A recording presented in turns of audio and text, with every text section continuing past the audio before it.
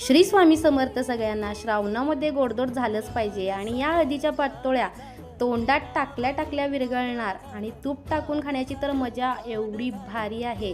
पहिला एक नारळ घ्यायचा, मस्त असा खिसून घ्यायचा, त्यानंतर एक चमचा तूप घ्यायचं कढईमध्ये, त्यामध्ये हा खीस टाकून घ्यायचा आणि त्यावर एक वाटी गूळ टाकायचा, जेवढा खीस तेवढाच गूळ घ्यायचा आणि त्यानंतर एक चमचा गुलकंद घ्यायचा आणि त्यावरतून एक चमचा रूह अफजा घ्यायचा. आपण गुलाबाच्या पाकळ्यांचा म्हणजे वापर केला आहे, कारण त्यावर आपल्याला गुलकंदाचा फ्लेवर हवा आहे, त्यामुळे मी ह्या पद्धतीनं बनवते. त्यानंतर 2 वाट्या पाणी घेतलं आहे, 1 वाटी दूध घेतलं आहे, दुधामुळे चव अगदी दुप्पट होते.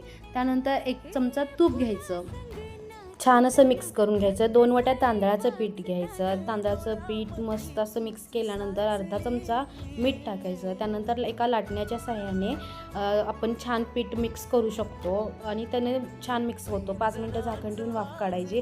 त्यानंतर मी अशी प्लास्टिकची पिशवी घेते, कारण पीठ गरम असतानाच मळून घ्यायचं असतं.